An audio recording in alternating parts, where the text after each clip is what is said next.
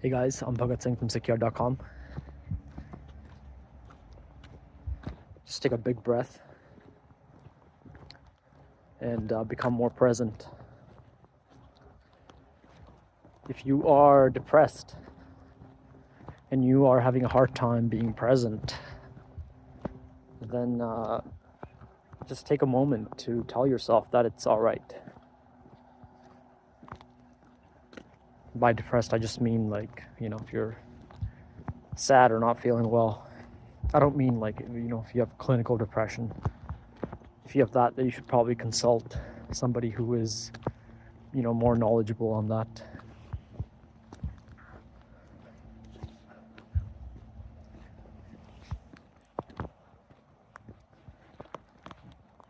Times are tough right now. That's not easy. So don't be too hard on yourself.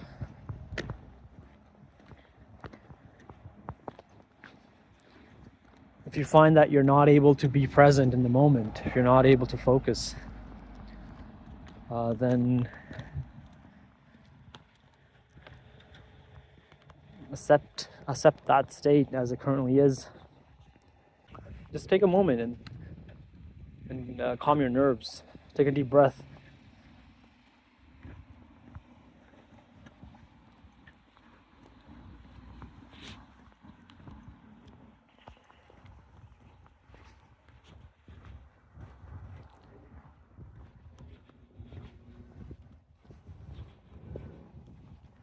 Many people have this idea that once you get really good at meditation, or you become, if you are a saint or a guru, that you no longer suffer.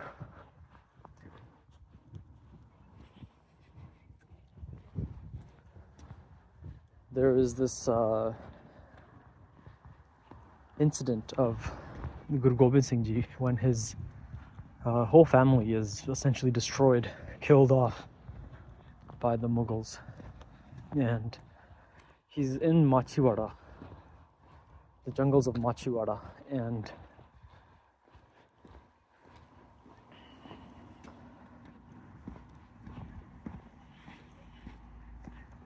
we don't know what he felt at that time.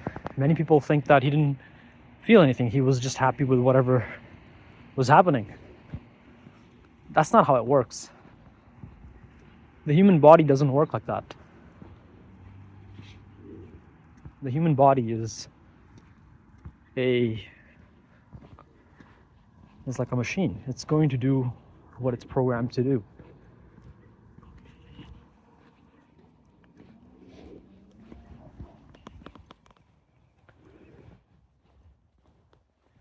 It's not as if you become enlightened and then you no longer suffer. It's not like that.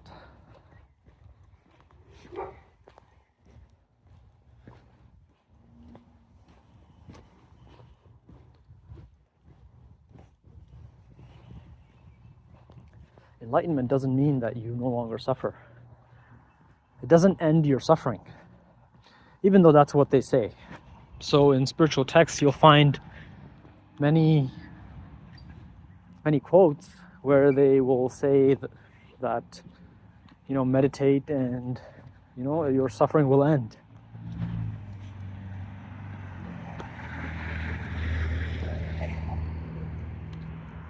Now, they say that because many people are trying to run away from suffering. They're trying to run away from their pain.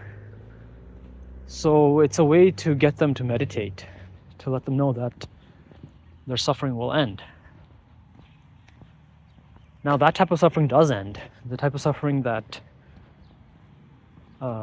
you go through when you don't know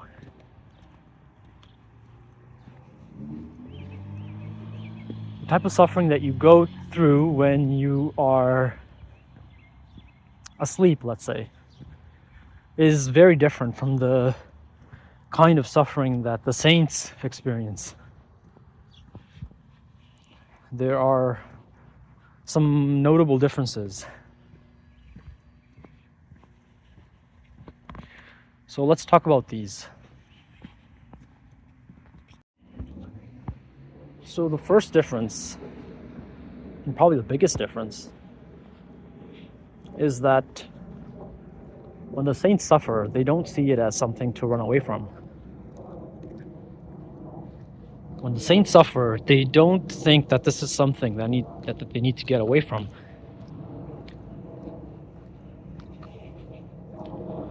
Firstly, the saints do those actions which are responsible. They will do those actions which are good for them, good for the people around them, and good for, the communities that they're in.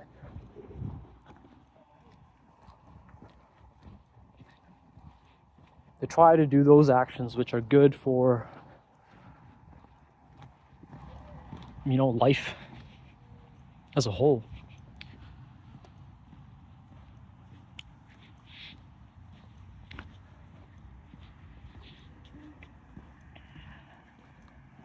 This actually then leads to the kind of suffering that is more meaningful than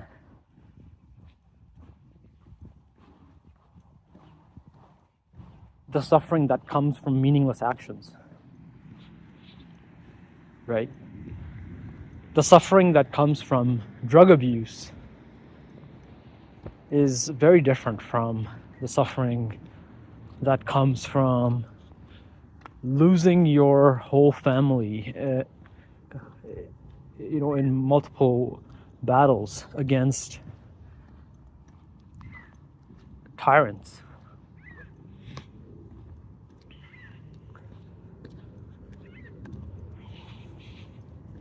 If you abuse drugs, you might end up losing your family. If you fight big battles that need to be fought, you may also end up losing your family. But there is a fundamental difference in that action, and thus there's a difference in the kind of suffering that you experience when you are performing that action.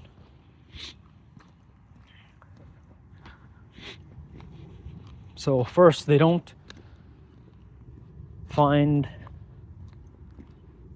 that suffering is something to run away from, and they don't run away from it. They accept the suffering that comes from the consequences of their actions. And number two, they do those actions which are meaningful, which are responsible for sentient beings, that are for the well-being of sentient beings. And so the suffering that comes with that is fundamentally different. Like, there's two people, both are suffering. Their body hurts, right? They have aches everywhere. One person got beat up by, let's say, some malicious people, and the other went to the gym and worked out.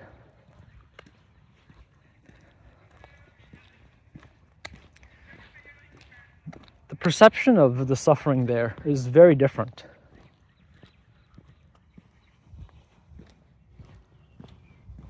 I know when I go to the gym after a big break, my muscles are sore, and after doing a full body workout, my whole body is sore.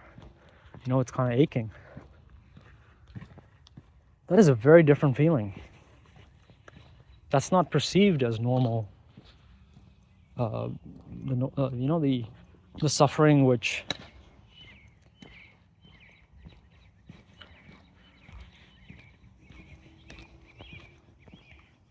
the suffering which you detest, it's not like that. And yeah, there might be some people for whom they don't even enjoy that suffering.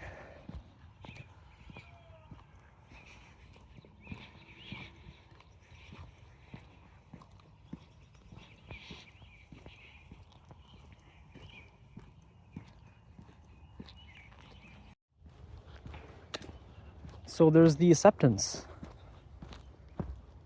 and there is the way of taking actions, the kind of actions you take which lead to a different kind of suffering, you could argue.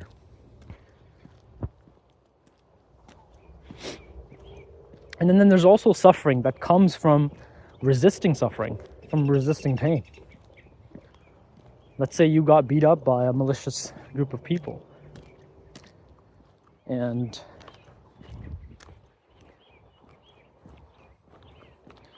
you're not able to accept your current situation. You're not able to be in the present moment. What you will find is that your mind will come up with many other thoughts, and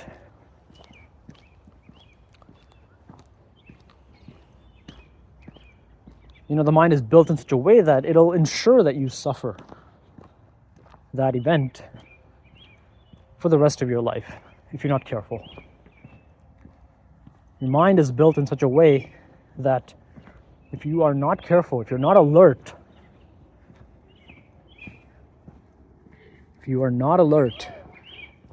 it will ensure that you suffer for the rest of your life. That same event that took place, let's say, a week ago, it'll ensure that you suffer from that event tomorrow, the next month, next year, and so on.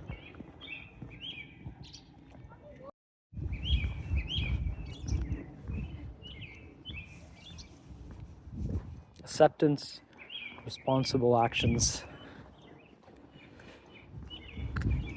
By acceptance, we can just say meditation. So responsible actions and meditation.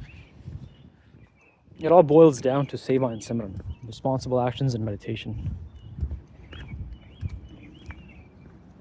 These two things fundamentally transform your suffering and your perspective of suffering.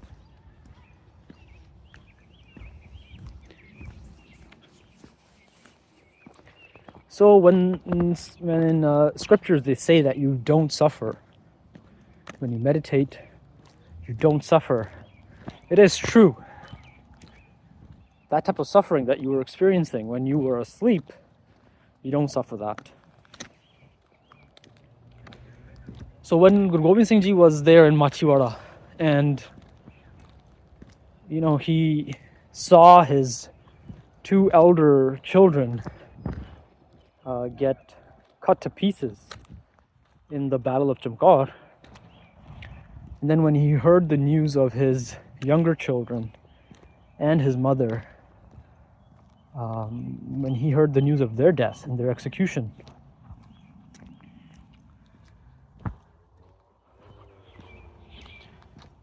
he suffered. There was pain. But at the same time, there was acceptance of it, because he had taught his mind, he had trained his mind not to run away from pain, not to run away from suffering, but to be at peace with it, to welcome it, to accept it, and be present with it. And two, he performed those kinds of actions which were highly meaningful. And even though the consequences were very painful,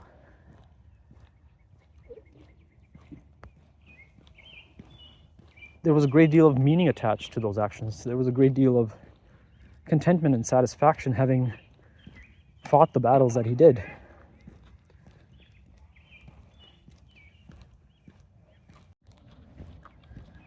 In that state he was in, it would have been much more painful to not fight those battles. He would have suffered even more had he not fought those battles, because knowing how necessary they were, if he had not fought them, he would have been burdened by the burden of inaction. If you don't take the right action when it's necessary, when you see that it's necessary, then you will live to regret it. And that burden can sometimes be more painful than taking the actions and facing, consequences such as losing your whole family in the process.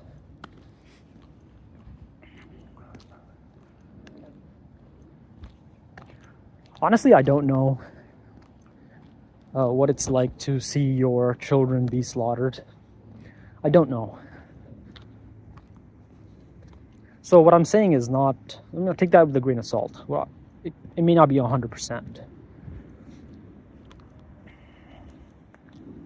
It may be that he would have lived a very happy life had he not taken those actions. It could be. But in my experience, with the kind of pain and suffering that I have had in my life, I found that it's the lack of action, the lack of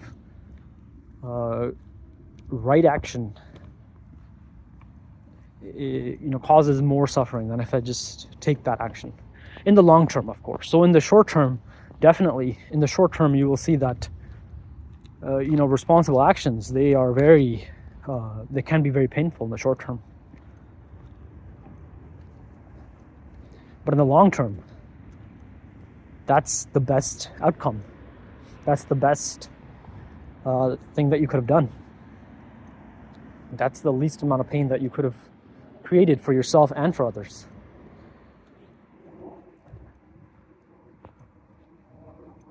When you start performing responsible actions and meditation, your perspective on life shifts. You start seeing the world differently.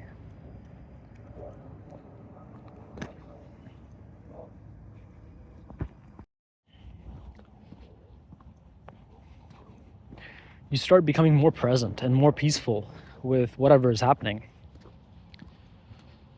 The goal of responsible actions and meditation isn't to ensure that you don't suffer.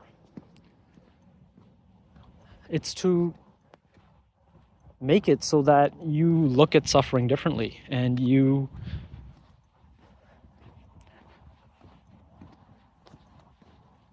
perform those types of actions which lead to, we could say, like a better quality of suffering. A kind of suffering that you are more willing to accept, let's say. The kind of suffering that, for example, an athlete goes through in order to train and to perform at the highest level.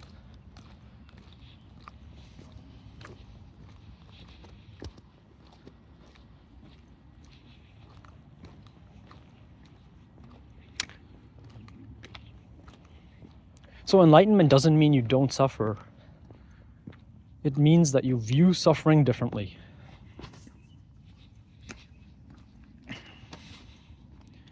It means that you are accessing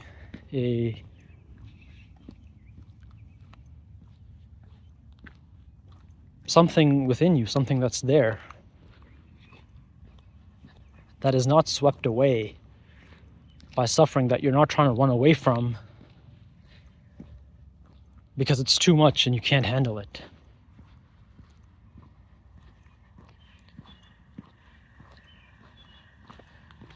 Responsible actions and meditation give you the strength to be able to handle suffering. And if you can't, it's okay. That's fine too. You should always seek help if you are feeling overburdened by life.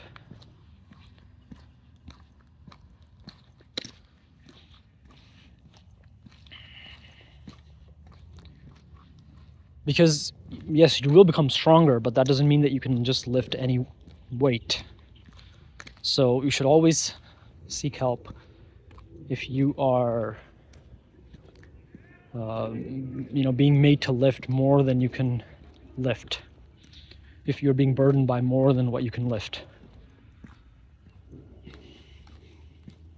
Enlightenment doesn't mean that you don't seek help.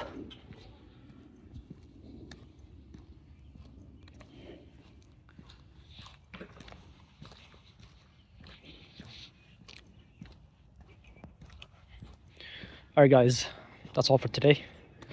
I'll see you later. If you have any questions, let me know in the comments. What you'll find, paradoxically, is that the less you resist your suffering, the less you actually suffer.